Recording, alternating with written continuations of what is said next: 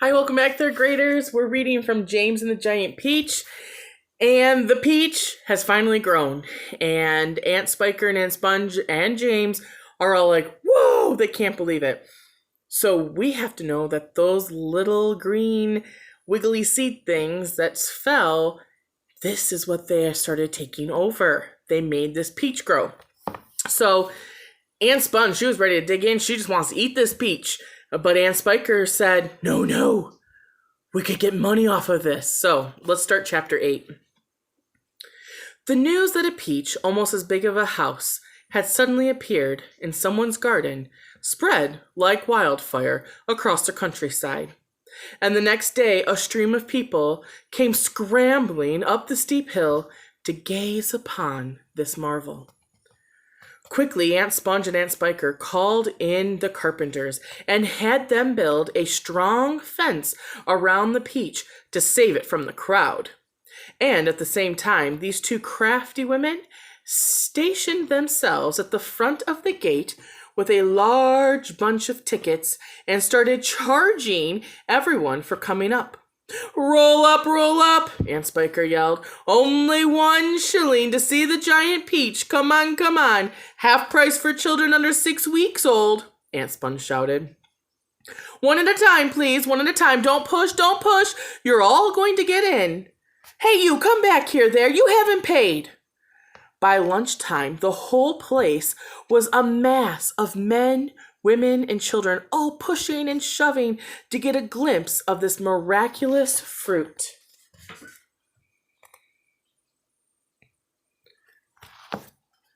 Helicopters were landing like wasps all over the hill, and out of them poured swarms of newspaper reporters, cameramen, and men from the TV companies. It'll cost you double if you bring in that camera, Aunt Spiker shouted. All right, they answered. We don't care, said the TV producers, and the money came rolling into the pockets of these two greedy ants. But while all this excitement was going on outside, poor James was forced to stay locked in his bedroom, peeping through the bars of his window at the crowds below. The disgusting little brute will only get in everyone's way if we let him wander about, Aunt Spiker had said earlier that morning. Oh, please, he begged.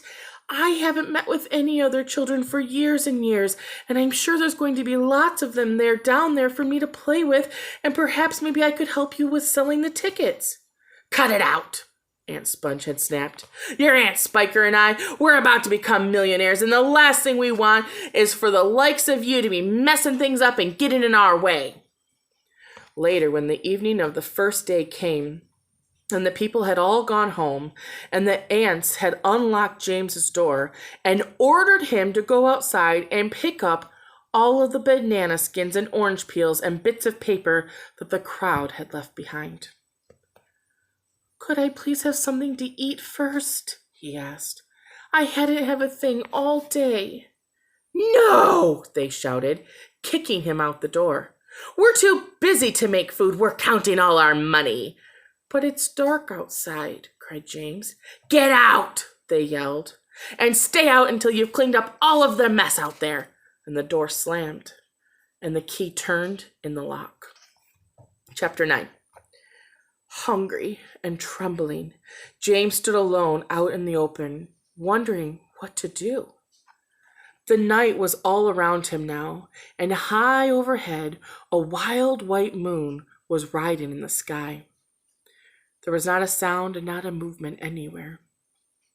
Most people, and especially small children, are often quite scared of being out of doors alone in the moonlight.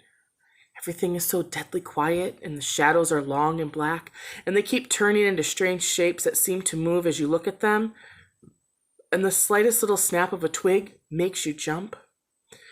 James felt exactly like that now. He stared straight ahead with large, frightening eyes, hardly daring to breathe. Not far away in the middle of the garden, he could see the giant peach towering over everything else. Surely it was even bigger tonight than ever before. And what a dazzling sight it was. The moonlight was shining and glinting on its great curvy sides, turning them into crystalline and silver. It looked like a tremendous silver ball lying there in the grass, silent, mysterious, and wonderful.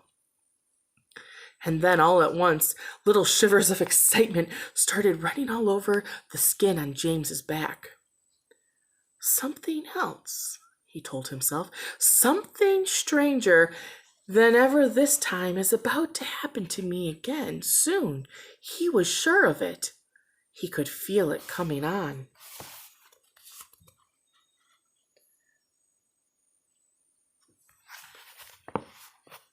He looked around him, wondering what on earth was going to be.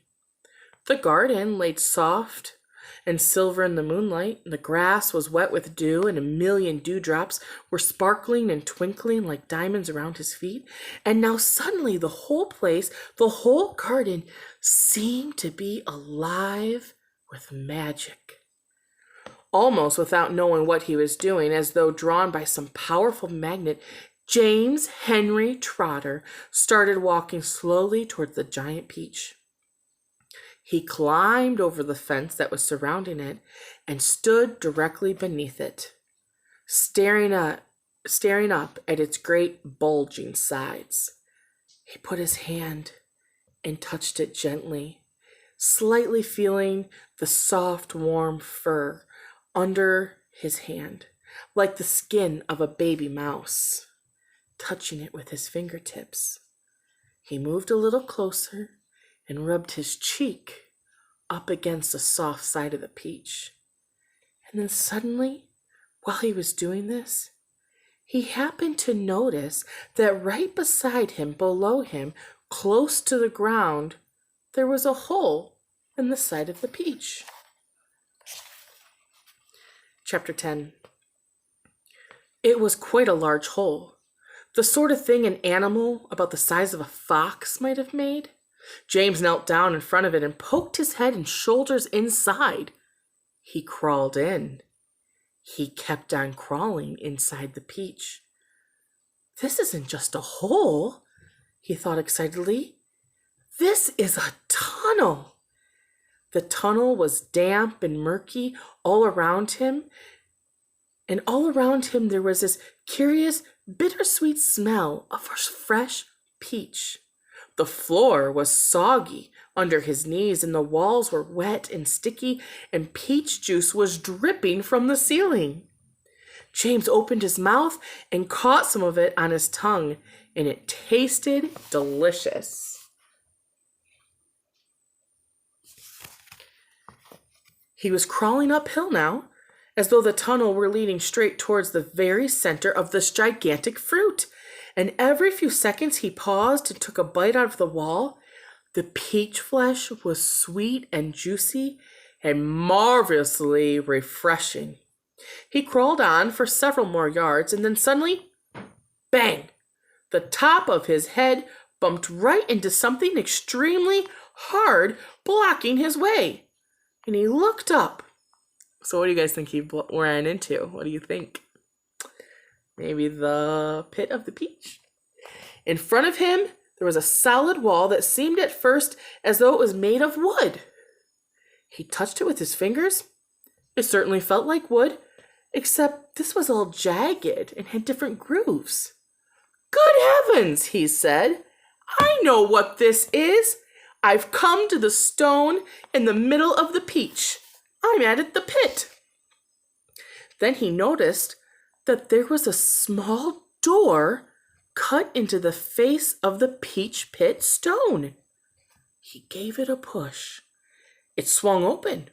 He crawled through it, and before he had time to glance up and see where he was, he heard a voice saying, "Look who's here!" Another one said. "We've been awaiting you." James stopped and stared at the speakers. His face went white with horror. He started to stand up, but his knees were shaking so much that he had to sit down on the peach floor. He glanced behind him, thinking he could bolt back into the tunnel the way that he had come, but the doorway had disappeared. There was now only a solid brown wall behind him. And that brings us to chapter 11, which you will find out tomorrow. Who were these voices coming from? I wonder. All right, my friends, I hope you're having a great day, and I will be reading to you again soon. Bye.